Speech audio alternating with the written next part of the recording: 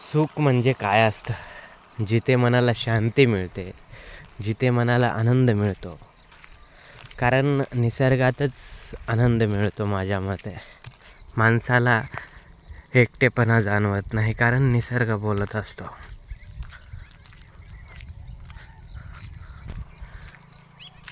आज माणसांपेक्षा पक्षी जगण्याचा आनंद जास्त घेत आहेत.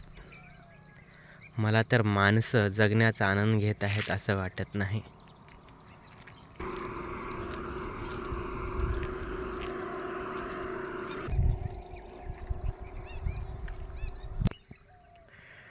मित्रांनो, दूर दूर पहाड दिसत आहेत. इथे माझ्या जवळ पण आहे एक. खूप काही असेल निसर्ग सौंदर्य.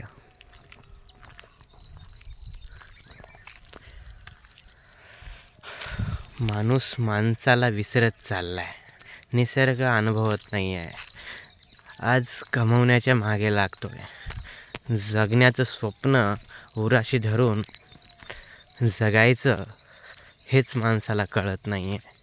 आपलं आयुष्य किती दिवसाचं आहे आपल्यालासुद्धा माहीत नाही आहे.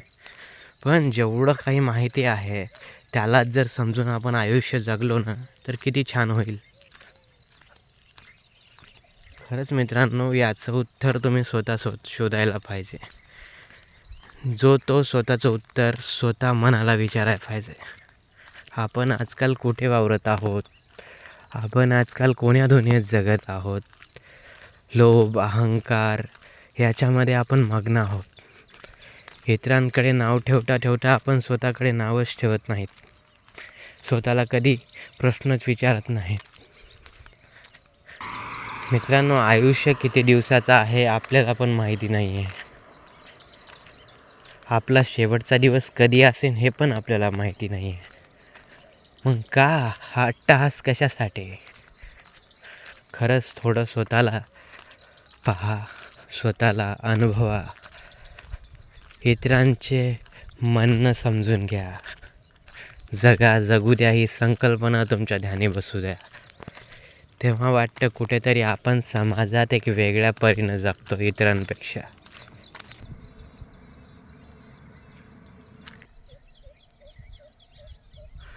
लक्ष देऊन बघा मित्रांनो आभाळाकडं. छोटे छोटे पक्षी उडत आहेत. माझी क्लॅरिटी तेवढी नसल्यामुळे दिसणं शक्य नाही.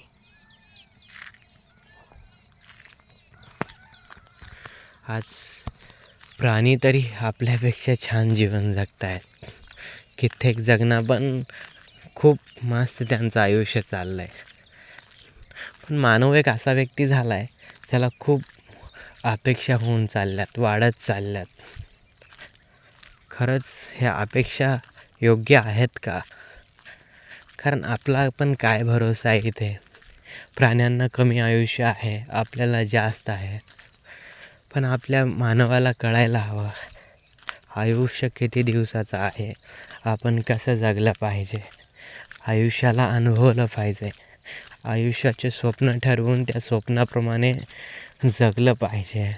आईवडिलांना असेल, घरच्या सर्वांना असेल, एक सुख दिलं पाहिजे.